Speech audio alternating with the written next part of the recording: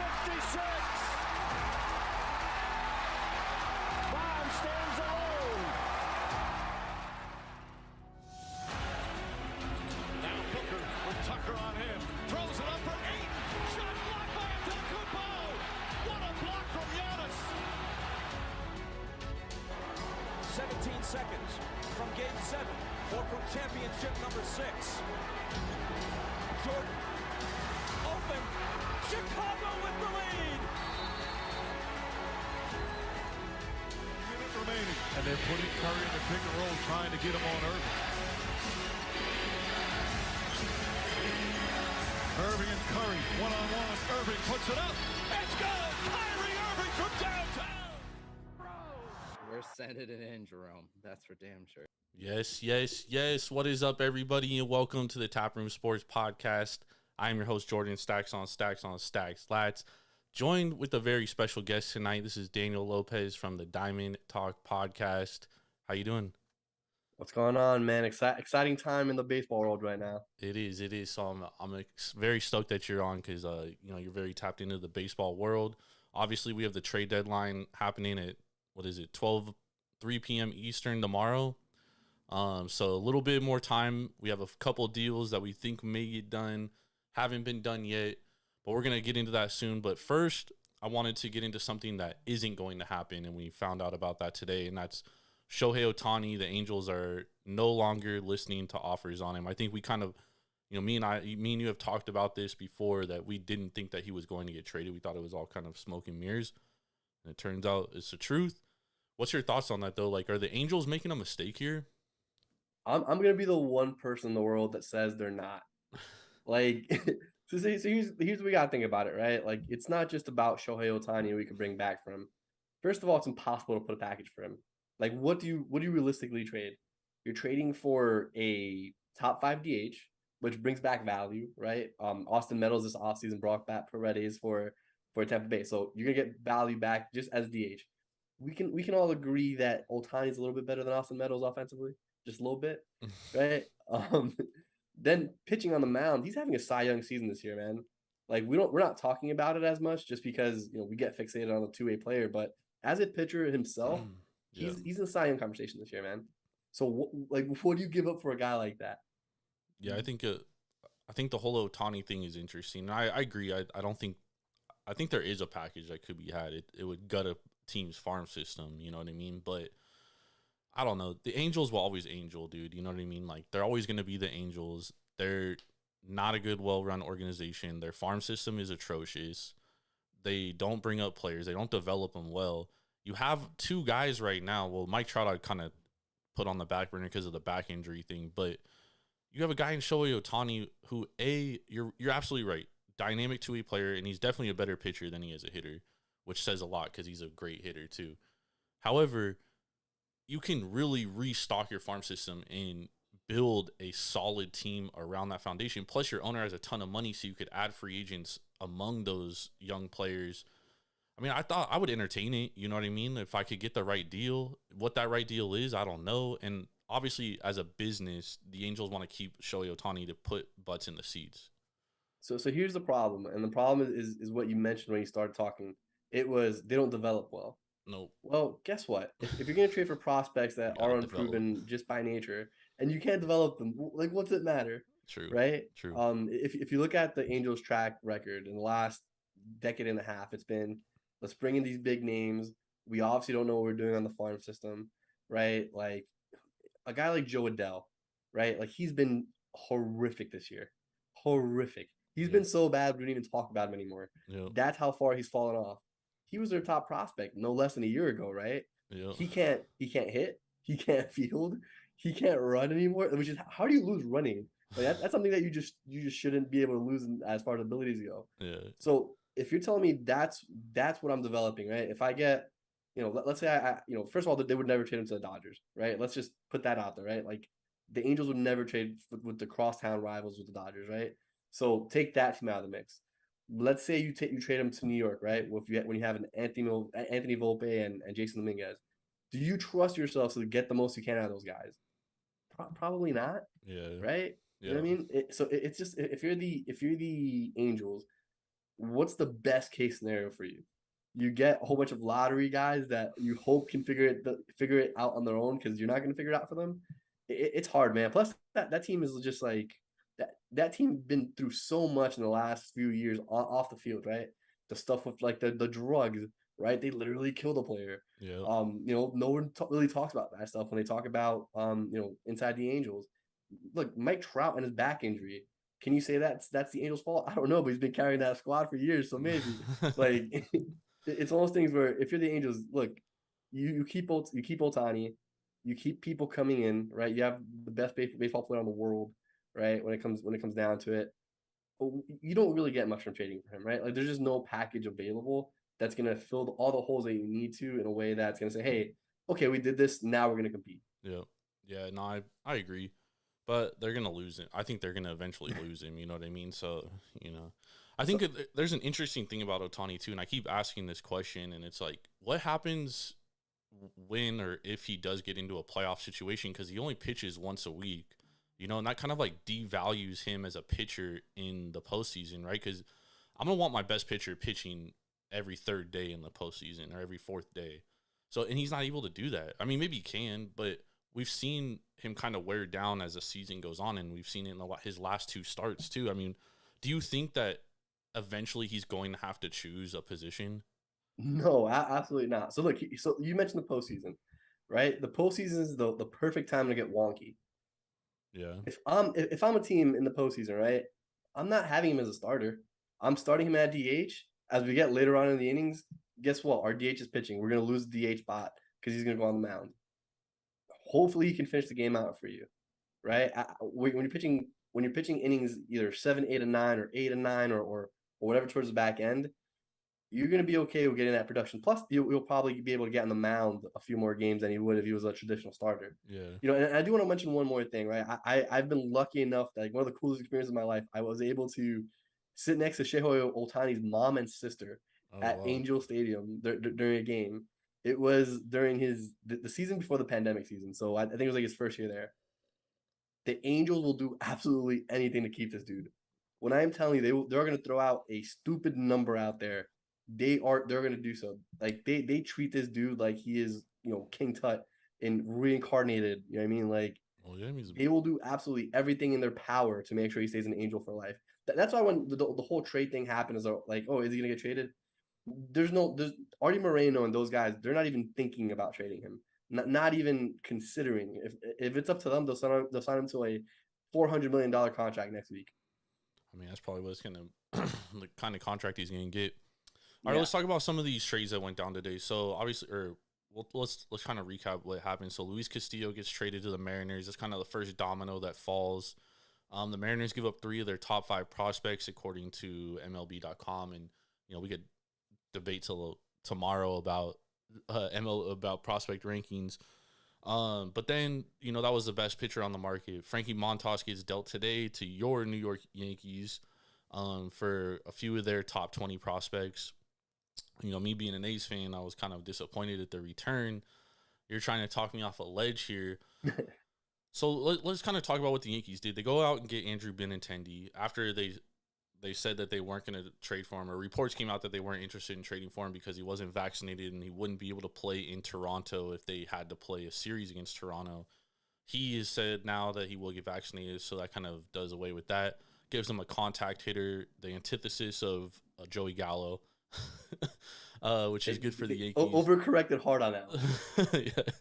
And then they go out and get Frankie Montas, and they definitely need a starter because Jameson Taillon, Nestor Cortez, those guys they're approaching career inning marks, and we've kind of seen them regress back to the mean lately. So I think that was a huge get. Then they also get that reliever from Chicago. His name's slipping off the top of my head right now. Trust me, Yankee fans don't know it either. We before today that wasn't even on our minds. So I don't blame you, man. And then they get Lou Trevino, who is whatever at this point. But I mean, what's your thoughts on what the Yankees are doing and the starting pitching market here at the trade deadline? Oh, and right before we went on, we find out the Cardinals are trading for Jose Quintana as well. So that might push them out of the Soto market as well.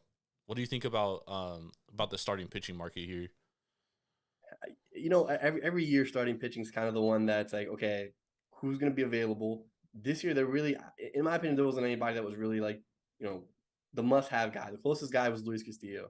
That's why he got the best package, in my opinion. You get a shortstop, which is a prime position. You get a 20-year-old at the position that's already projecting to play at a really high level, right? That was a diamond jewel trade of the trade season right now, right? Mariners did the right thing as far as getting their guy, right? Obviously the news with Julio Rodriguez sucks now that after that happened.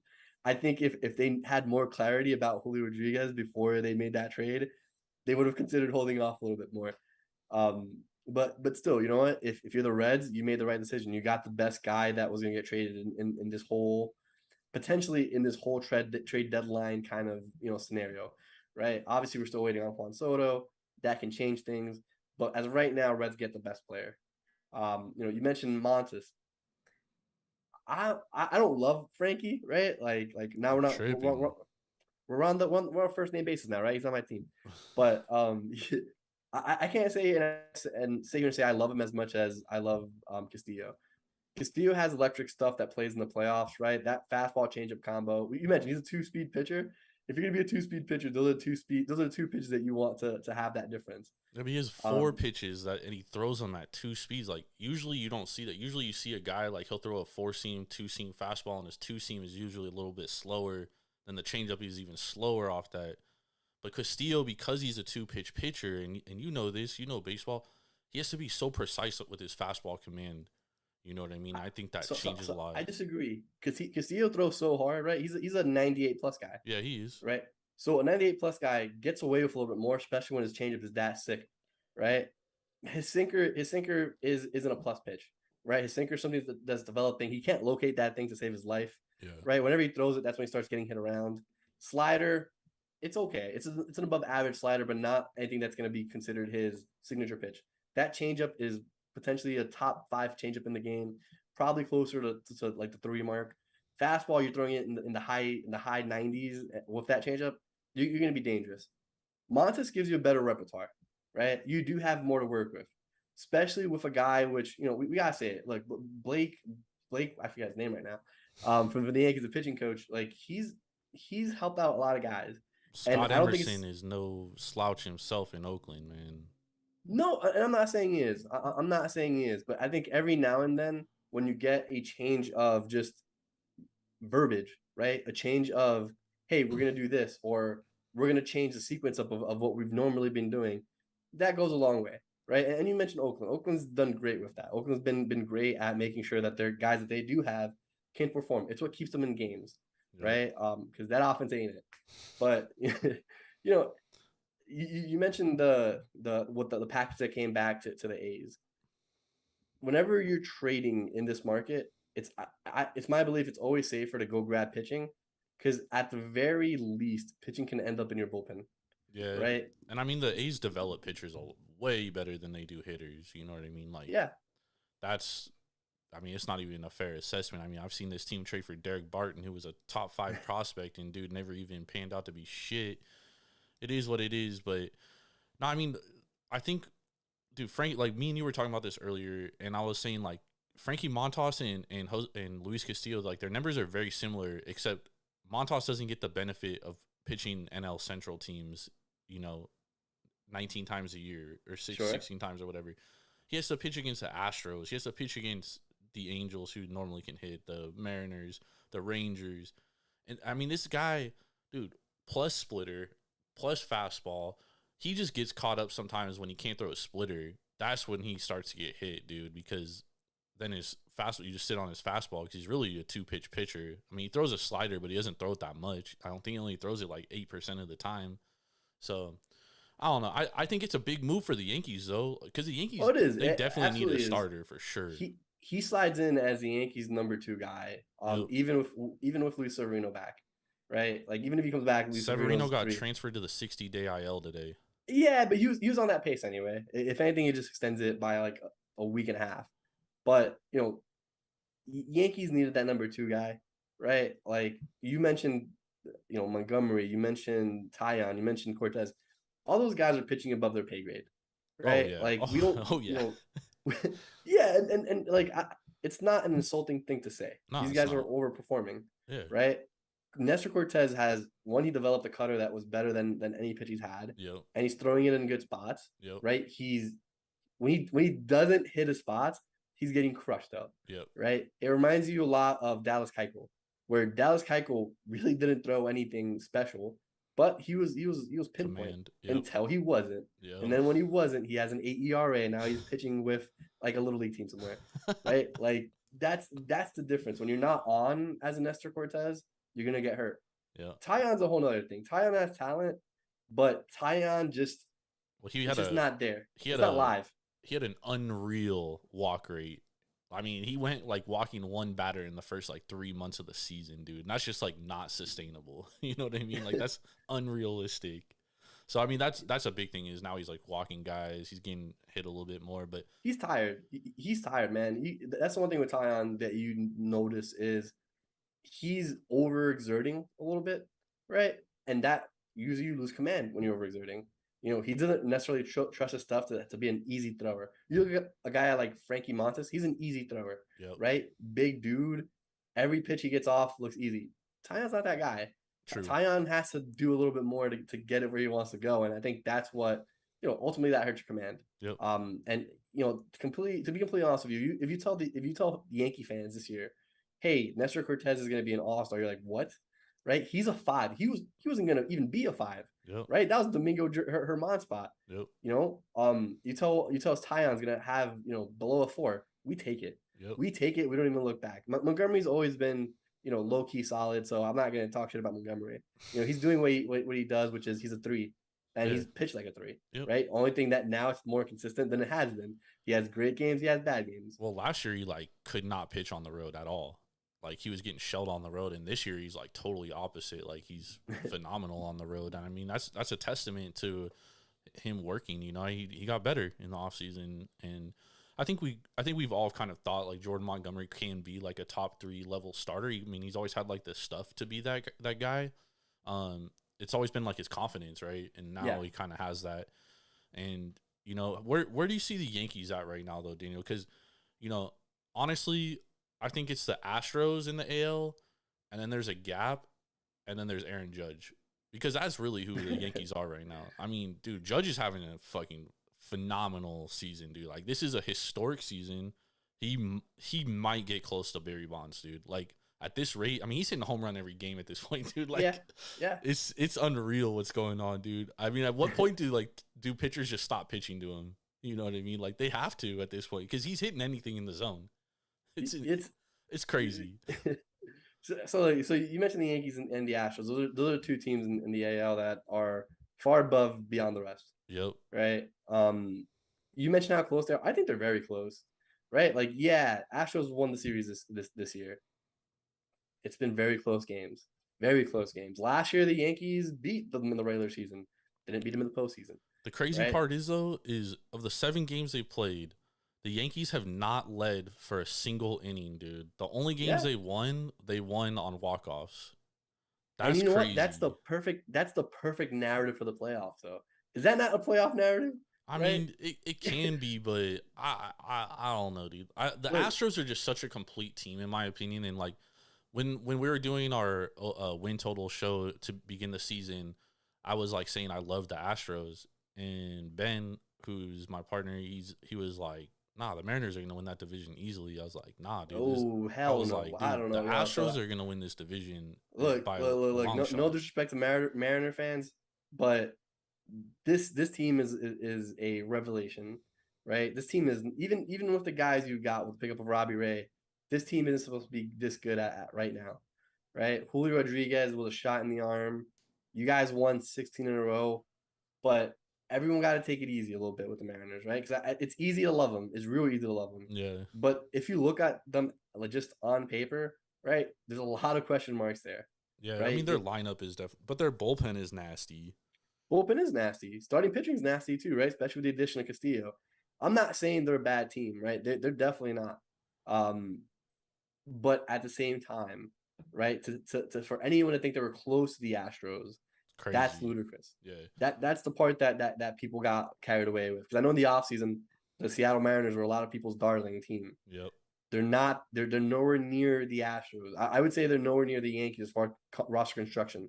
Nah. I would have them under the Blue Jays as far as roster construction, even though they do have better like bullpen and stuff like that. So love what the Mariners are doing. It's exciting, but there's good teams out there that I think have a little bit more together than the Mariners do at this point in time. So that's a good point. That's a good transition right there. The Blue Jays. Everybody knows that their bullpen sucks. Like, their bullpen is atrocious, and they haven't done anything to address it. Do they do it by tomorrow?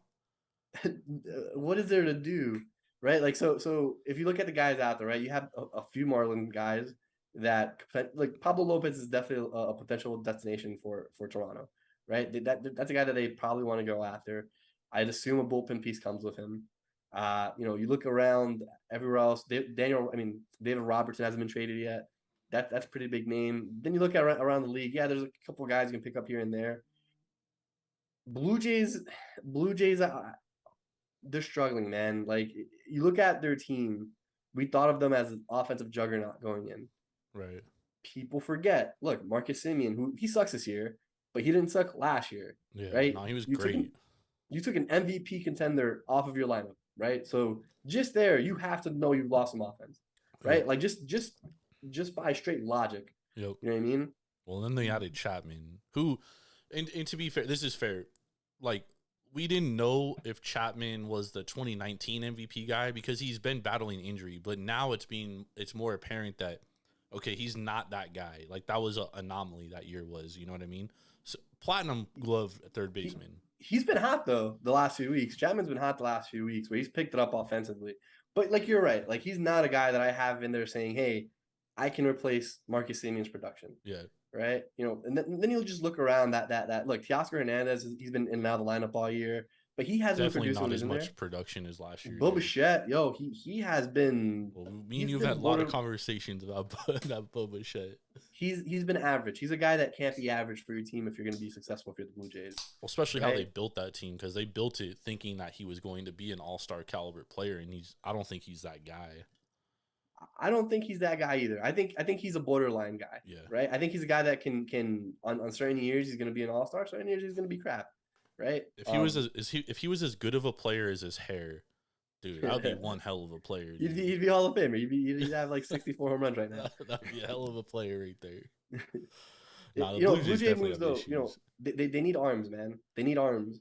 Right. I think their starting rotation isn't terrible. I mean, they have two frontline starters in Gausman, and Gausman hasn't been as good as he was last year. But you have Alek Manoah, you have Gausman. That's a better 1-2 punch than most of the AL. You know? Absolutely, no, it absolutely is. And problem is Stripling's been good. Barrios fucking sucks, and that's a huge issue for them too, especially because you would hope that he's going to be your number 3 guy, and he hasn't been that guy. He's been like a number 8 guy. You know what I mean? Like, these guys should be in the minor leagues right now, but they can't afford to do that. Look, their biggest problem is the bullpen, though, right? Yep. You got to get to Jordan Romano. And they don't have those guys to get it there. They just don't, right? Like, I mean, when you get to the playoffs, right? Because right now we're at the point where regular season doesn't matter anymore. You know what teams are going to make the playoffs? Yeah, maybe there's a few that are going to be pushing for it. Toronto's going to be in that. Seattle that we just mentioned, they're going to be pushing for it. Right. Rays should be pushing for it. I think they suck, but they're gonna be pushing for it. Well, they suck because of injuries, though. Sure. I mean, I don't like. Okay, Wander Franco. Who else that's gone down that you're like really?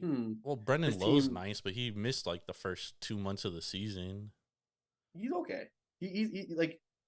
Brendan Lowe would play second base for like 25 of the major league teams. He would play second base for every team almost, basically, other than the guys who have stellar stars. But again, are you building a lineup around Brandon Lowe and Wander Franco? I'm not. I would hope not. Right? That's what I'm saying. But Randy Rosarena, MVP that never was. Like, come on, like, you know what I mean? It's just it's hard offensively for them. So, but I expect them to be in the running though. You know what I mean? I expect them to get in. If I said I didn't, I'd be lying to you. Well, last year they averaged over 5 runs a game. This year they're barely over 4 runs a game. So I mean, like they've lost a lot of offensive production. That's been a huge issue. They go out and get David Peralta. I mean, I don't know how much that's going to do. I mean, it basically Kevin Kiermaier, while he may not be the best offensive player, I mean, he's a Gold Glove center fielder, and he saves a lot of runs out there in center field. So that's a huge loss. I mean, obviously Wander Franco. I mean, you can't really replace that kind of production. And then now we're seeing Shane McClanahan. I mean, he's struggled his last 2 starts since the All-Star break. It's been that's concerning if I'm a Rays fan, because without him, I mean, dude, you relying on him to be the ace. He was Rays got to watch this year. Rays got to do what the Red Sox should do, and they both those teams should watch this year, right? Nah, because the Rays are gonna make the playoffs. It would take a miracle for them not to. I don't know, man. I think that miracle was closer than you think, though. I mean, the only teams that's gonna supplant them is the Orioles, and the Orioles don't seem very serious about making the playoffs because they're out here trading Trey Mancini, and I get it. Like Trey Mancini, like losing him isn't like gonna hurt their playoff chances. But if they don't go trade for an arm, dude, they're screwed. Unless they call up DL Hall, and DL Hall is just like lighting guys up, because Grayson Rodriguez is out. He's injured, so he's not getting called up. So you can't rely on him. Dean Kramer has regressed back to earth. Look, man, if I'm the Orioles, though, if I'm the Orioles, I'm not trying to push for anything this season. That's what I'm saying. Like, I wouldn't go out and trade for like anything unnecessary, although they get more arms from the Trey Mancini deal. And then next year, if you're the Orioles, you're going into next year. John Means, Grayson Rodriguez, DL Hall, Tyler Wells. You also have Dean Kramer. You also have Bradish. Bradish has electric stuff, dude. He just needs to learn how to throw strikes. Once he figures that out, he'll be all right. So, I mean, they have potentially like 7 arms that they could start with. So they can possibly go make a deal for a bat or for a starting pitcher, because I mean their bullpen is nails, dude. Jorge Lopez, Felix Bautista, and Dylan Tate. I mean they're shutdown guys, dude. Like once they get a lead, if they have a lead going into the 7th inning, it's basically a wrap, dude. I don't disagree with you, right? But if you're the Orioles, you've obviously set a plan in place. And your plan does not include competing in 2022. But you right? can. So, I mean, I wouldn't go out and trade like I wouldn't go out and trade Gunnar Henderson. I wouldn't go out and trade Hurstead. I wouldn't trade any of those guys. But I mean, dude, once you get into October, Daniel, anything can happen. You just got to get there. Yo, crazy shit happens in October, but not that crazy. Nah, right? I've seen it, dude. I've seen the Giants win 3 World Series in my life, dude. Yeah, those teams were not good. So we could have a whole hour segment on that and those World Series, but still, look, if you're the Orioles, though, your plan isn't to be successful for 1 year and call it quits, right? Which is, that's true. I don't mean to be a dick. That's kind of what the Mariners are doing right now. It's like, hey, look, we feel really hot right now. The iron's hot. We got to strike while it's hot. We can grab this ace and Luis Castillo. You know, let's make the Jerry DiPoto special, bro. Yeah, it really is, dude. And that's the thing, though. Like if you're the Orioles, you're not a bad franchise, right? Like the Orioles, as bad as they've never been a bad franchise. No, your worst contract is Chris Davis, right? No one's gonna be happy for that era of Chris Davis and Alex Cobb and all those guys that didn't pan out. Right. But for the most part, Orioles are always in it, right? They're a team that when they're down, yeah, maybe they're down for half a decade, but when they come back up, they're contending. Yep. You know what I mean? We can't forget the Manny Machado era and the Adam Jones era, and Cal Ripken. They get it done. So if you're the Orioles, look, you're on pace. You're ahead of pace. No reason to rush it, right? Get guys like Ali that confidence, right? And make them hungry. Hey, we missed the playoffs by this much. We don't even have our best players here yet. Right. Let's do this next year. Let's show them that we're better than the overhyped Yankees. We're better than the overhyped Blue Jays. The Red Sox shouldn't even be a team next year, right? Let's show people that we can get this stuff done and we did it the right way. Yeah, I mean, dude, it's just like the Orioles are so close, dude. Yeah, no, look, I get you, man. I think the Orioles are a better team than the Rays. I think they're a better team than the Red Sox, obviously. But look, if we look at right now the wild card standings, right? We look at the wild card standings. It's Toronto by 3 games. Then it's Tampa, Seattle. Cleveland's on the outside by a game. Chicago White Sox is off by 2.5 games. Baltimore by 3, right? Of those teams, realistically, I think the White Sox are too talented not to figure it out sometime this year, right? Like But we it's keep getting saying we've short been in saying time. that for 4 months, dude. I know, man, and it's not great that Tony La Russa's out in a video like snoozing during the first inning today. I don't know if you've seen that yet. No, Have I you seen that haven't on Twitter? seen it, dude. But it doesn't He's surprise me. so first inning, he's like on the dugout, like his eyes, like he looks like he's struggling to stay awake. Oh my Right? god, Yeah, it's dude. not pretty. It's not pretty. They But got that's to a get team that that's guy out talented of enough there. to make the playoffs. You know what I mean? They There's can't no way the hit Twins should be in right-handed first pitching place. though. They cannot hit right-handed pitching, dude. And They Yohan Moncada is not that good, or at least he's ooh. not this year. So He's so struggling, bro. this is the point I wanted to make before we got here too. There's a big thing with hoarding your prospects, right? About doing it the right way, having those guys come up. You know you know who that team is really? It's the White Sox, right? You look at that White Sox team. You have your Tim Andersons, Yohan Moncada, who was traded. He was a prospect when he got traded there, Right. right? Luis Robert, Eloy was a prospect before he got there. We all said, "Hey, look how good this team's gonna be. Look how good they are." They all came from the system, though, right? Yeah. Well, if you're a team on the outside, right, the trade deadline, and you're like, "Hey, we got to hoard these guys," that's where you're looking at. You're looking at being like the White Sox, Right. which I think after this year, you're saying this is very inconsistent. Yep. Without bringing in a big name, or without bringing in someone to really, supplement that, you're gonna struggle, which is kind of what's happening. It's also just terrible managing, right? But my point is though, it's like you can't build it just through your system, right? I think the Orioles make a splash this offseason, whether it be Carlos Correa or whether it be somebody else. They're a team that I think they're due to sign a big name. They have the money for it. Yep. They were doing it last year, right? Dude, they're a team that should probably be in the what's it called, in the Juan Soto, talks. I know they're not, Nah, but because that's a team that should. I don't think he would resign there, dude. Unfortunately, I mean, Who, Juan Soto? yeah, he would go cross town. So I mean, it's not like he would have to move or anything. Mhm. But I mean, I don't know. But dude, I mean, that team is close, dude. Like that team is going to be very good, dude. Very good in a couple of years.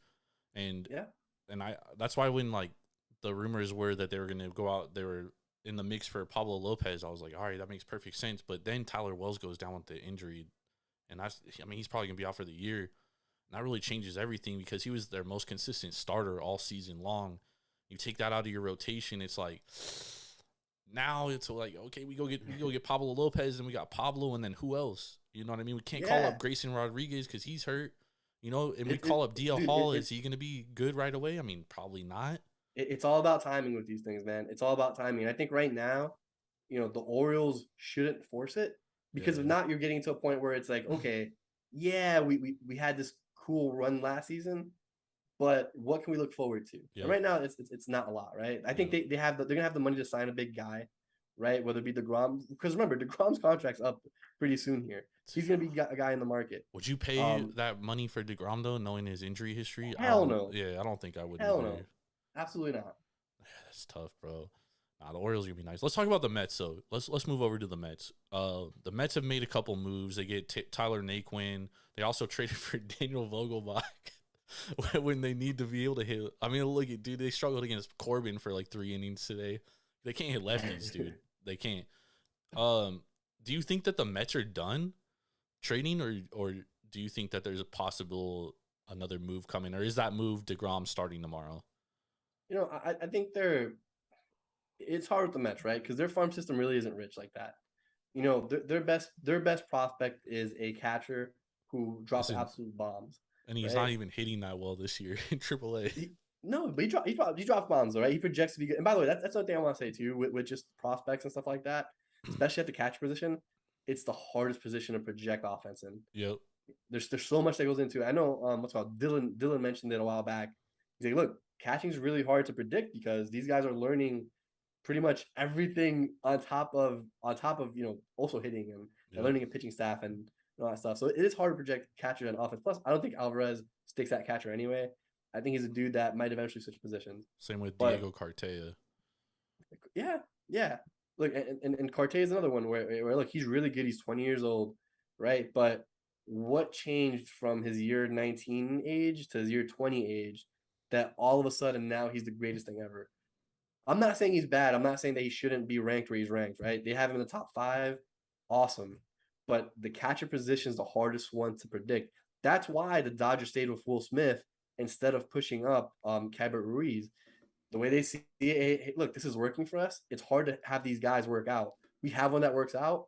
Cool. We'll trade Keibert for that amazing trade that they did last year, right? But like prospects are never 100% guaranteed.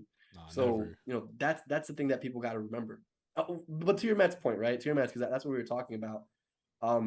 Yeah, they need players. I think it's really stupid that the Red Sox aren't entertaining trading JD Martinez to a team like the Mets, right? Even if they don't get a top 5 prospect, dude, JD Martinez is a DH who can't run. He's a clog, right? Let's say he gets a single. You need 3 hits to get him in. He's either hitting a home run or he's probably not scoring that inning. Yeah. You know what I mean? He's a great hitter, a great leader. I love JD Martinez, to be honest with you. But you also have to be realistic if you're the Red Sox, man. Look, his contract's up at the end of this year.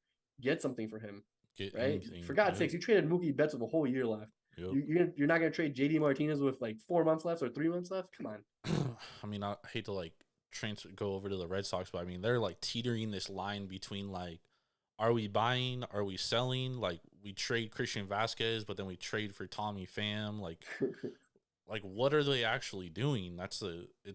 I don't understand. Like, then they trade Diekman to get rid of his contract, and they bring in a catcher who masturbates in his car. I mean, what a guy, dude. You know what I mean? Like, what are the Red Sox doing? You know what I mean? Like, what is their plan of action? Do they even have a plan of action? I think they do, and I think it's very hopeful for them. I think their plan of action is like, yo, we really hope that Bogarts doesn't opt out. We hope that we treat him nice enough here in the next 3 months that he doesn't opt out and go for more money. I don't think that works out for them. But why sign Trevor Story then? Oh, look, in my opinion, that was pretty dumb too, right? I don't think if you're the Red Sox, you should have tried to sign Trevor Story, especially for the amount they signed him to. And they have no pitching. Right? They literally have no pitching, dude. They have no starting pitching. It's crazy. The Red Sox team is actually pretty well set up for a short series team, right? When you have the guys that they have at their rotation. However, the problem is you have to get through 162. They don't have the guys to get through 162. Yep. And yeah, that some years that's going to work out for you, right? Some years things just fall the right way. Other years it's going to be disgusting, like this year. This year, it's embarrassing what that team's done. Yep. First things first, Hunter Renfroe. Why in God's name are you trading him for Jackie Bradley Jr.? Right? Like, I get Jackie Bradley Jr. is a Gold Glove caliber defender, but he's absolute fucking crap at offense, right? Like, he's not going to hit for you. No. And then you look around the rest of that team.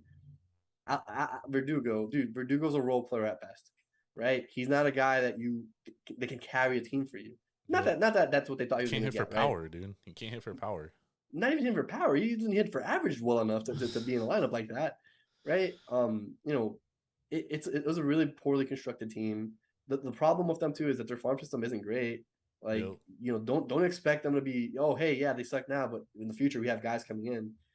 Those guys kind of suck too, right? So it's one of those things where it's hard. Like Jeter Downs. Jeter Downs was one of the big names from that Mookie Betts trade.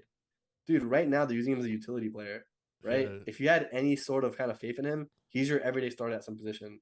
He's not a guy that you have in there because everyone's hurt. Like, that story itself tells you he's not that guy. Oh, I mean, right? they butchered that Mookie Betts trade, dude. Like, hindsight's 20/20, right? And it's not like Bruce Graterol has done amazing things, but you never sacrifice an arm of that kind of upside for a positionless infielder. Because let's be honest, Jeter Downs is positionless. He's not good enough with the glove to have position. I was gonna say, like, that's the problem with him is like he's not good enough defensively to play third. He's not good enough defensively to play like any position really. Like, he's just a platoon player at this point, and it's But you know what it was?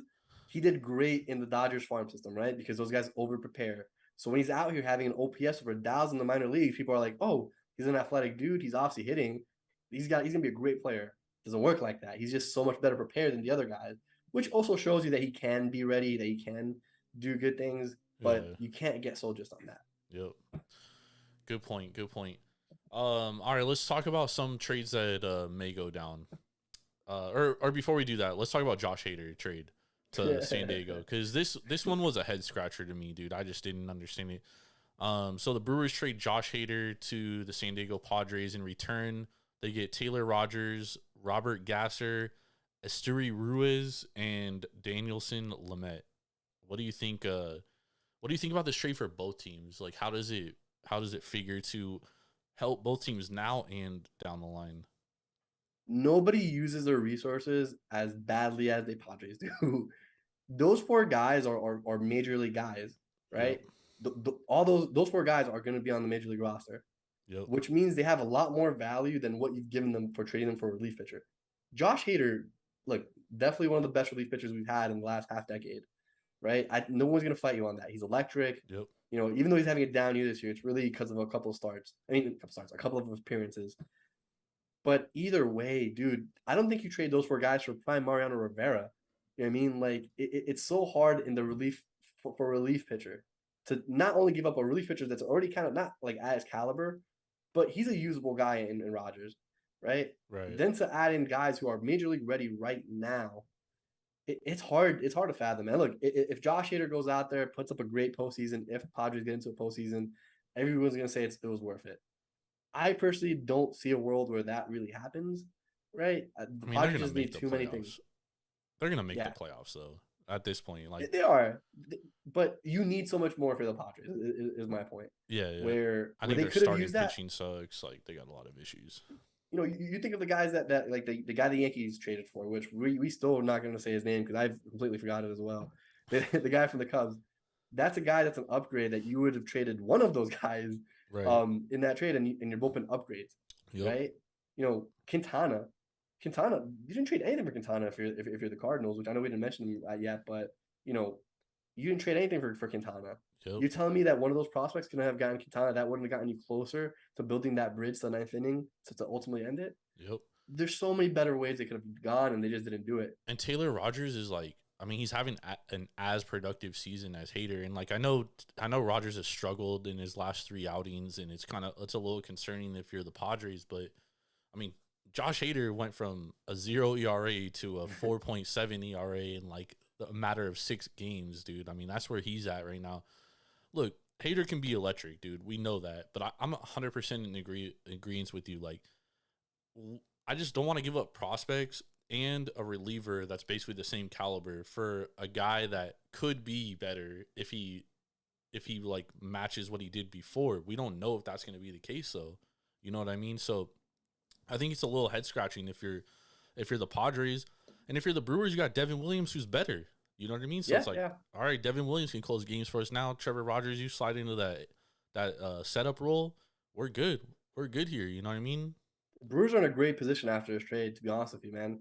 Brewers fill in a whole bunch of gaps. Look, Taylor Rogers, like I said, you're not losing much with him, right? Like, no, he's not Josh Hader. Let's not even compare it like that. He's not Josh Hader.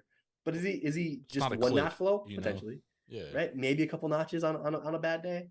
You know, you get Esteury Ruiz. You know, he's someone who's already on the major league level with the Padres. He's gonna swipe some backs for you, man. He had like, I want to say he had like plus 40 stolen bases so far this year, or something stupid number in the minors. So you get a guy that if you're the Brewers, that's how you have to build your team, because you're not gonna go out there and spend money.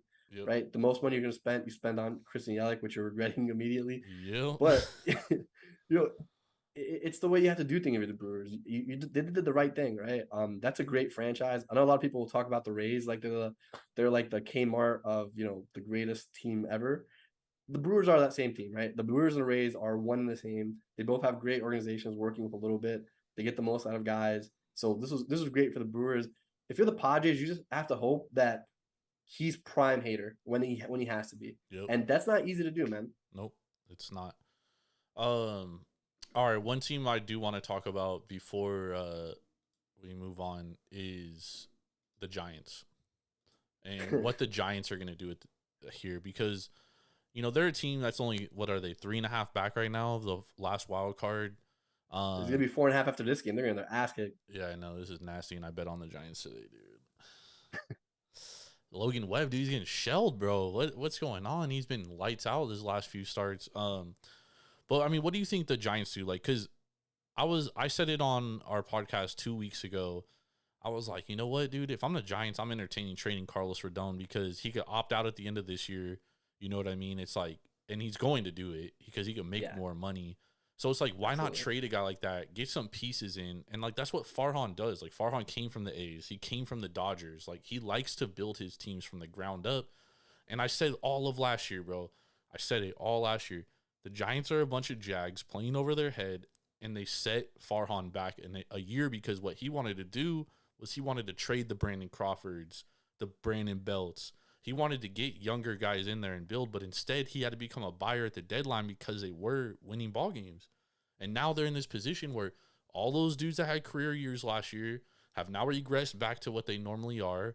They're struggling. They can't play defense. They're like the worst defensive team in all of baseball. And aside from Logan Webb and Carlos Rodon, you know, Jakob Eunice has been good, but he's been hurt. He's been in and out. You don't have Daniel DeScalfini anymore. What do you do if you're the Giants here? Do you sell? Do you buy? Absolutely. That's not even a question. You sell the shit out of that team. Look, you hit the nail on the head, man. Last year, they were an aging team that all found Jesus and all, they stayed healthy, right? That was a big thing. They mostly stayed healthy, right? They were productive, which, for a lot of those guys was the first time in a while. Yeah, right? that's what I'm saying, dude. They all have like career years, dude. Yeah, and you can only do that for so long. Yep. Right. The Giants are another team that I don't think that they're a team with a great farm system. I think they're a team that's gonna have usable guys, but there's a difference between usable guys and your studs, right? I always say this: the rankings suck because the rankings don't point at who has the most talent. The rankings don't point at who's gonna really make the most impact. It usually points at who's the most major league ready. And that's very different than who's going to help the team the most. Let's not forget, a guy like Jared Kelenic, which I always thought was crap, was in front of Julio Rodriguez their entire time in the minor league system. Ask any fan out there that's watched any of those play before they even hit the major league system. Julio Rodriguez was a whole different animal compared to Jared Kelenic, right? Right now, where the Giants are and their system, they have a lot of guys who they're going to be productive major league players, but they don't have that guy, right? You don't even think Luciano is that guy? What's up? Luciano, the shortstop? Or Luciano? I don't think he is personally. I think it's one of those things where potentially, right? Potentially, I don't think he has that ceiling like that, right? When we talk about the guys at the shortstop position, because you also have to compare it to guys right now, right? Where your Jeremy Pena's, Jeremy Pena is kind of playing above his pay grade right now, right? But your Bobby Witt Jr.'s playing way below his pay grade. At least started off. Now he's gotten pretty high. He's pretty good. But that's who you have to compare at the shortstop position. I don't think there's anywhere near that guy for the next couple of years at the shortstop position. Yeah. Right. So that's the way you really have to think about it. Right. So you can have a top 10 prospect list and be a really bad top 10 prospect list. Like, I think this next wave of like the top 10 prospects, right? I think it's a weaker wave. You know what I mean? So if you're the Giants, it's hard to say what you do. You sell. You definitely sell. Get what you can for Jock Peterson. Get what you can for Rodon, right? But you really need your young guys to step up, right? Joey Bart needs to be the starting catcher. Yeah, right? He's struggling, dude. Oh, he sucks, man. Like, he's an automatic out, dude. Yeah, and you can't have him. But again, back to my point. That was a guy who was a top 5 prospect, right? MLB overall top 5 prospect. Yep. This is what it looks like at the major league level. You know what I mean? So nasty. It's hard to protect these guys, man. And granted, the Giants wouldn't have traded him at any point, but because the Giants don't do that, dude. Well, no. Also, you got to think about it this way: you go from Buster Posey, who it was kind of surprising that he retired. I don't think anyone was expecting him to retire, last year, especially coming off a career year. Yeah. So they were probably like, shit, we gotta play Joey now. But but there's a reason that they weren't pushing Bart out. I mean, they were pushing Posey out, right? Bart wasn't ready. He's still not ready, and that's kind of a problem right now. I mean, they sent him down to AAA, brought him back up. He's still not hitting. I mean, it's just disgusting things. It's the Jared Kelenic problem, right? Like, AAA pitching is not the same as major league pitching at all. Yep. Right. If anything, I think AA pitching is closer usually, because you have those guys experimenting with stuff that have great stuff. They just can't throw it over. Yep. But you usually see stuff that's a little bit more live. Yeah. But those guys, without Joey Bart figuring it out, without Luciano coming up and doing something, they're going to be in trouble. And it sucks because I think before this year, I had the Giants as a front runner to land Aaron Judge, right? I think they still could. They definitely still could. The one thing about the Giants, dude, and like, I'm from the Bay, bro. Like, I know the Giants in and out, and I hate them. But what they do very well, or I shouldn't say very well, sometimes it hurts them, and it's hurt them before, is that they'll always act like they're contenders because like they still sell tickets. You know what I mean? Sure. And if you pretend like you're contending, like you sign free agents or, you know, you have that kind of atmosphere, people are going to go to your games, and they always do that every year in and year out, which is why I'm hesitant to say like that they're going to sell, even though they should, right? Like, bro, right now, Wilmer Flores just hit a home run, right? trade him. Trade him, yeah. Like, because not for nothing, man. Like Wilmer Flores can impact a race. Yep. Not for nothing, Giants. Look, and here's also a thing that I think is different for me than maybe the way some GMs think, or you know, most teams think, or a lot of these teams think. Getting to the playoffs is not good enough. Because if you're not trying to win the championship, what's the point of getting to the playoffs? And yeah, I get it. So it could be so random once you get in there, and it can be a crapshoot. I was gonna say, man, once you get into the playoffs in baseball, bro, anything can happen. But you need to prepare yourself, though. You need to be prepared, right? Because you know, you also can't go in there and get curb stomped, which we've seen happen, right? Like that's pretty much the Twins. The Twins are you know, everyone's like, oh my God, they're so good. Can't get past the first round ever, right? So you kind of have to balance that out, right? Because if not, then cool, you sold some extra tickets for having a playoff game, like fucking fantastic. But you need to want to do more. At least that's the way I look at it, right? But I'm also selfishly a Yankee fan who like grew up watching that kind of stuff. Yeah, and I'm an A's fan who has had the worst luck ever happen to a team, dude. You know what I mean? Like the ball bounces the wrong way for us, bro. Like that's just how it goes sometimes. Before we get out of here, the Twins, dude. I thought that they were going to be in on a starting pitcher. They need it. Their offense is also kind of regressed because, you know, the Twins and the Yankees, number one team in runs scored via home run. And the Twins have, like, their powers kind of died out now. You know, Buxton has played hurt up and down in the season. Great player, though. Luis Ariz, phenomenal hitter, but doesn't really hit for power that much. But we've seen guys like Garlick and Kapler is now hurt. He's on the IL. A lot of their guys aren't hitting as well as they were. And I think we all kind of like, I mean, halfway through the year when the Twins had a 5-game lead, like the White Sox were still like minus 125 to win the division. Now it's kind of changed a little bit. But what do you think about the Twins? Like, should they do anything? I mean, their bullpen sucks. Their starting rotation isn't great. I mean, their second starter is Chris Archer, dude. Man, the Twins are a team that it doesn't really matter what they do, man. They're not set up to win the playoff series. No, they're set up to be barely good enough to beat everyone in the division. I honestly don't even. Again, the White Sox are going through hell on earth right now. But if that team was operating at full capacity, at full level, the way that they can, this isn't even a close race, in my opinion. You know, well, I mean, the White Sox don't, outside of Dylan Cease and Cueto, surprisingly, I mean, their starting rotation stinks, dude. Well, yeah, especially with Giolito not performing the way he had the last couple of years. Yeah. But it's just the Twins are set up in a terrible position, right? Carlos Correa was the world's most like head-scratching signing for them, in my opinion.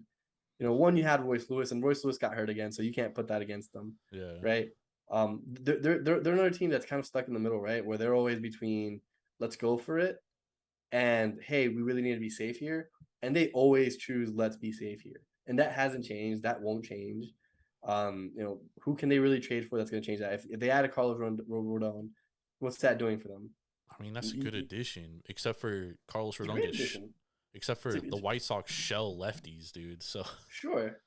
I mean, like, but the thing is, you also gotta look past the White Sox if you're them. You gotta look at, hey, we're gonna get into an ALDS. Who are we gonna play? We're gonna wild card game. Who are we gonna play? You know, that's the bigger problem for them is they're a team that has no direction. Their direction the last few years is, hey, look, if we score more runs than the other team, we'll win. So let's just have these power hitters. We're going to work on getting the ball out of here. We're going to play good defense. They do play good defense. They do. Right, especially up the middle. But that goes so far, man. Yeah, they're an unusual team. They have a lot of guys that I like, though, dude. Like, I love Byron Buxton. He's one of my favorite players in Major League Baseball to watch. And Luis Ariz may be the best hitter in baseball. Like, hitter. Best contact hitter for sure. That Yeah. dude. I feel like everything he does is barrel up pitches. It's stupid. Yeah, it's crazy, bro. Like lefties, righties, doesn't even matter, dude. Like he hits everybody.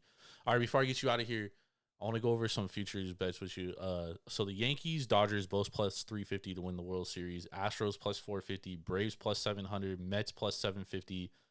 And then after that, we got long shots. Blue Jays plus 1,400, Brewers plus 1,700, Padres plus 2,000, Cardinals plus 3,300. What are you taking? Yo, so look, What's your I bet? think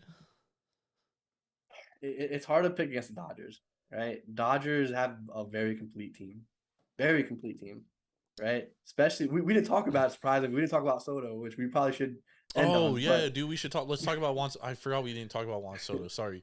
All right, let's talk about Juan Soto. So, right now, well, before we talk about Juan Soto, what's your like? Who do you like?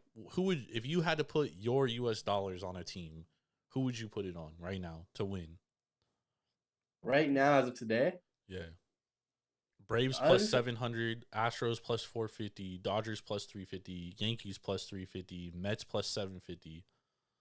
And then we have long shots: Blue Jays, Brewers, Padres, Cardinals, Rays, Mariners, White Sox. for my money, right? Just try to think of returns here. You can't go against the Mets right now, right? Like the Mets are gonna Met, right? I don't look. I don't have them as a favorite. I think they'll find a way to fuck it up. But for those Like they odds, always do. yeah. But for those odds, it's hard not to say the Mets, right? Yeah, no, that's So good odds. so that's part of Braves it, too right? plus 700. Braves too, but I think Braves are kind of they're in a weird position. Braves are, I don't know why the Braves feel a little funky to me. I mean, they got two frontline starters, Max Fried, Kyle Wright, and then anything you get from Spencer Strider, in my opinion, is just extra. You don't bring up a bad point, but you also got to remember it's Max Scherzer, who, as good as those guys are, Max Scherzer, and he's still very Max Scherzer, right? If you can put DeGrom in a bubble till September and then unleash him, that's kind of something that you kind of got to give the up to DeGrom on that one. And not for nothing, Taijuan Walker, your boy, we can't forget your boy. I forgot his name, Bassett. Yeah, he's been great this year. Seabass. He's been great this year. So it's hard to go against that. The Mets have a really deep lineup as well, right? I think one of the most kind of, But they can't hit lefties. They can't hit lefties, sure. But I think one of the low key kind of great signings here was Scott Escobar at third base. No one talks about that. He's played great for them. Yeah, right. They need a He's catcher. Yeah. So I would go Mets and the AL again. This is just purely on the odds part of it, right? I'd take Toronto, man. Toronto, I think has an outside chance. Yeah, they need bullpen help, right? Maybe something happens in the next couple of hours or in the next 12 hours, I should say. But that's a team that I'd be afraid of to play in the postseason, to be honest with you. I think they have enough to kind of put some thumb into it. I have a future on the Blue Jays, which I put on before the year for them to win the AL. And it's at worse odds than them than this right here. I got them at plus 750, and that's only gone up because they've been fucking atrocious, dude. Yeah, they've been pretty bad. They've been disgusting. It's disgusting. Like, I'll say this, aside from the Yankees and Astros, the American League has been ugly. Yeah, Like, it has, like, even the Twins, as they've been winning, but it's been disgusting. It's the Yankees, Astros, everyone else is, I would say, miles away right now. Yep, I agreed 100%. All right, so let's talk about Juan Soto real quick. So obviously he turns down the contract, the $440 million contract. We hear reports that the Nationals are going to offer him one more contract before they decide to trade him. Then we keep hearing, like, the last couple of days that, all right, the Padres, Cardinals, and Dodgers are in on him. Then today we kind of hear, like, oh, the Padres are out. Now it's the Cardinals, Dodgers. Then we hear the Cardinals aren't willing to put Carlson in, therefore taking them out of the race, which made me think, all right, the Dodger deal's getting done. We haven't heard anything yet. Do you think Juan Soto gets traded before tomorrow's deadline? Dude, it's hard to say, man. I'd hate to be Rizzo right now because there's nothing that you can do right now that really makes sense for you, right? Look, let's say you trade him to the Cardinals, right? I'm getting Matt Liberatore back. If it's to the Cardinals, I probably still have I still probably have Patrick Corbin on my team if I'm trading him to the Cardinals, most likely. Yep. So probably not taking on that contract. Then you got, Walker at third potentially. Then, they do have some great outfield prospects, but how much does that push the needle? I don't think it does in any serious way. Like for the Cardinals or for the No, Nationals? for the what's it called? For the Nationals.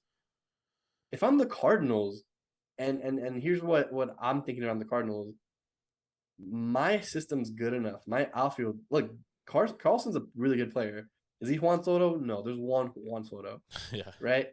But he's very good, right? He's a very good potential all-star player. Yep. You have other guys in that system that are gonna be very good potential all-star players, right? You know what you really need if you're the Cardinals? Starting pitching. Yep. You need starting pitching. That's what you should have. That's what I believe you should have focused on. I think you should have tried for Castillo. You should try for Montes. You should try for Rondon. You should still try for Rondon, right? I think your windows right now, that offense is sneaky scary. Who, the Nationals? No, the Cardinals. Cardinals. Yeah. You have Paul Goldschmidt, potential MVP this year. The back end of that lineup is so bad, though, dude. And the thing is, they don't have to be. That's the problem. My biggest problem with the Cardinals is they've underperformed. But it's okay. And it also doesn't help that Bader and O'Neill have basically been hurt all year. Right. They've had some things go against them. If you have a complete team on the field, which they can get towards the end of the year, you have the best defense in baseball, hands down. Yeah. Not even close. Yeah. A ball's not dropping anywhere, right? If you can add another arm to that, right? If you can add maybe a couple of arms to that, your team is really scary come the playoffs. Because you know what? Not for nothing, pitching and defense still wins. Yep. You have the best defense in the MLB. Your pitching isn't there, and their bullpen but it can get too. There. You have the pieces to do it. So it's a little head scratching to me that they didn't go that route. Again, anytime you have Juan Soto, what's up? They got Quintana. Man, let's not talk about that. Let's not talk Quintana. Like he's at this point in his career, he's an innings eater. If he pitches in the playoffs, you're lucky to get 3 from him. Yeah, no, I agree. You get him one time through a lineup, dude, and that's what you're hoping for. Yeah. No, I agree on that end. I think Juan Soto means more to, like, I mean, even the Dodgers, dude. Like, if I'm the Dodgers, I would rather go get a starting pitcher than Juan Soto because, yeah, like, Cody Bellinger sucks. Max Muncy's not that great, but at the end of the day, like, are you really going to go into a series relying on Kershaw, Urias, and Tyler Anderson to be your 1, 2, 3? Yeah, this year they will. That's what I'm like. I don't know if that's a good thing, dude. You know what I mean? Like, I don't know if that's gonna do it. The Dodgers aren't dumb, right? No, they're not. The Dodgers aren't dumb at all. I know I irk a lot of Dodger fans by saying their prospects are kind of overrated. I say that because of what I mentioned before. They have a lot of guys that are usable on the MLB level. They don't have the studs, right? They don't have the studs. Like Will Smith, is he one of the best catchers right now? Yes. The catcher position is disgusting right now. It sucks, right? So yes, he's probably a top 3 catcher. It's a really bad top 3 to be in, though, right? Like the rest of the league sucks. You had Jose Trevino and Alejandro Kirk start your All-Star game this year. Yeah. You know what I mean? Like it's just that's the state of the catcher position right now. So yeah, like he's been great comparatively. You look at the other guys. Like Lux, he's been really great. He's been a really good player for them. He's been a really good role player for them, though. Right, he's not the guy that was going to hit over 1,000 OPS like was projected. Right, remember when the whole Francisco Lindor thing was talking? Yep. It was always, oh look, this guy's killing it in the minor leagues. He's got over whatever OPS. He's not a superstar, right? Yeah. And not that he has to be, right? I'm not saying that's all you're looking for in these trades. But when I say, so I mean, you're really just looking at putting guys around Freddie Freeman and Mookie Betts. Right, and here's the thing: their roster is perfect for that right now, the way it's set up. Yeah. Right, the roster is perfect to say, hey, we have these guys that can fill in a role, and that's going to take us far. What they don't want to do, in my opinion, they don't want to look. Juan Soto helps everybody, but what you can't do is add a Juan Soto and then deplete the rest of your team. Yep. Look, are they going to do it? They probably still will, right? Like, why would they listen to me on this one? But my point is though, like you mentioned, like that starting rotation isn't what it usually was. I'm sorry, Tyler Anderson. As a starting pitcher in the playoffs, I'm not comfortable with that. Yeah, no, right? It's like, no Walker Buehler, dude. I don't think Walker's coming back this year. And then also, Dustin May not come back. Like, yeah, it's a lot of unknown from the starting rotation for them, and I think that would be my biggest concern if I was the Dodgers, dude, without a doubt. I'm surprised they weren't in on Castillo and Montes. I honestly thought that they were the team that they were going to go and grab him. I think they might have been though, but they're still waiting on Soto, dude. And you can't blame him. Look, Soto's a top 3 player in this game, right? So you can't blame anyone for pursuing Soto. Yep. However, if you're the Dodgers, right? Yeah, you can outslug anybody. It's going to be a great addition to you. I think they get him out of any team. I think they get him. I think the Padres aren't really like they're one of those teams where it's like they're so close, but they're never close enough. Nah, I don't think they're serious about him. I do think you brought up a good point about Patrick Corbin though, because I've been saying like Patrick Corbin was a key to this Juan Soto deal, because if the Washington Nationals are dead serious about shedding his contract, I mean that really only leaves you to 2 teams, dude, and that's the Yankees and the Dodgers that can take on the contract, plus pay Soto, plus give up pieces to get him, right? So if the Nationals are dead serious about that, I do think he's going to be a Dodger. If they're not, I mean, I don't know, dude, at this point. I don't think they are. So I'll be honest. I don't think they're dead. Rizzo said, hey, look, we're not going to cheapen the return on Soto by trying to dump a contract. Right. Problem with that, though, is it's still pretty hard to get something worth it for Soto, right? You saw their asking price at the beginning, and the natural thing to say is, oh, you trade anybody for Soto. Truth is, you look at the teams most able to get them, which is the Dodgers and the Yankees, and the Padres, but them, they're not notoriously a team like that. Right. Look, Yankees don't have a roster set up past next year, right? Yeah. They have a lot of guys that aren't going to be there, so you can't really deplete like that and say, hey, you're going to be fine. Same thing for the Dodgers. Dodgers have some aging guys on that team, right? Turner, Muncy's fucking garbage this year. I think Dodgers only have 2 guys signed for next year too.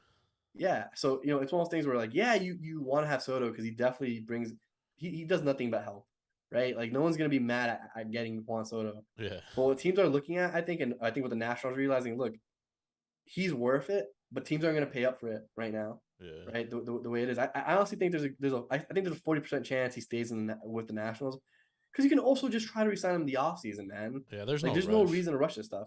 Yeah, and he's still under arbitration for 2 more seasons, so yeah, he'll be making $27 million next year most likely, yeah. which is a big number when you think about salary cap and stuff like that. So again, Yankees, Padres, Dodgers, but those teams still have other needs, right? Especially the Yankees. The Yankees definitely have more needs to fill in.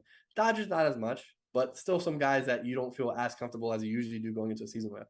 Yeah. So I don't know. I think there's a good chance he stays. If I'm Mike Rizzo, I don't rush this thing. Yeah. There's no reason for me to rush this thing. He's not going to be any less valuable a month from now. Like I get he misses a playoff race, but in the grand scheme of things, you want to do the right thing here.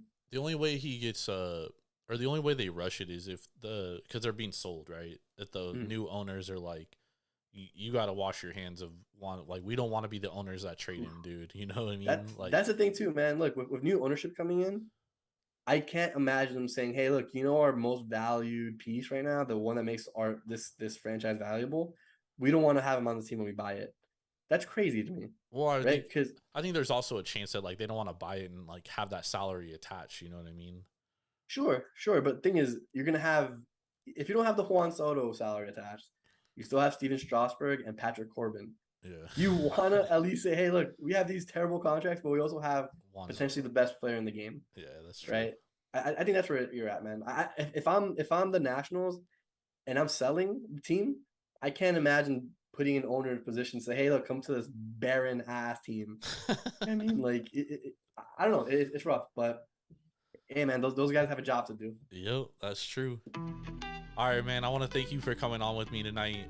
Definitely great talking baseball. I know we kind of got off track there a couple times, but that's what happens, dude. We always just find ways to go on tangents, and that's okay. Hopefully it was informative for everybody out there. The trade deadline is tomorrow. You can follow Daniel at Twitter. What's your Twitter? At D Lopez MBE? Yes, sir. Hey, look at that. I just said it off the top of my head. I knew that. Follow him on Twitter at D Lopez MBE. He's a lawyer by day, baseball guru by night. I'm Jordan Stacks on Stacks on Stacks Lads. I'll be back tomorrow night with Big Ball and Ben Larson. We'll be talking, we'll be recapping what happens on the trade deadline and be looking forward to Wednesday's slate of games. Y'all have a blessed Tuesday. Thank you and good night.